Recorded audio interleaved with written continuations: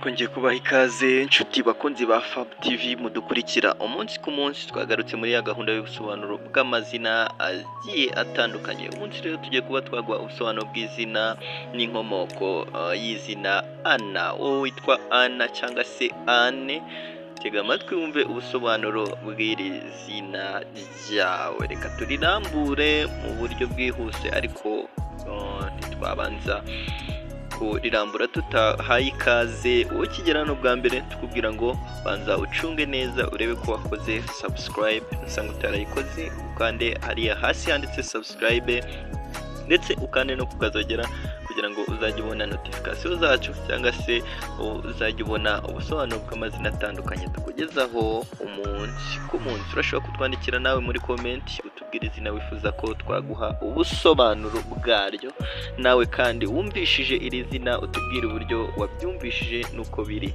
ubundi ibintu bikomeze kugenda neza cyane. Izina rero n'inkomoko y'izina Anna cyangwa Anne rifite inkomoko rero mu rurimi rw'Igiheburayi risobanura impuhwe cyangwa se ubuntu.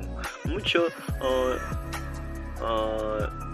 Anna rero akunze kugaragaza urukundo, ubwitonzi no gufasha abandi. Akunda rero ukuri, ubutabera, ubudahemuka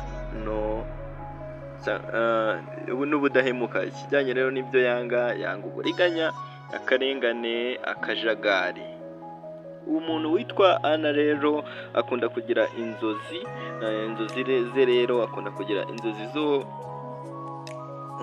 ze zirebana rero no kugira amahoro mu buzima, harimo gutsinda mu byo akora no kubaka umuryango utekanye kandi wunze ubumwe. Ubwo yari ubusobanuro bw'izina Anne. Wowe witwa Anne, tubwire muri comment, tubwire uburyo wabifashe.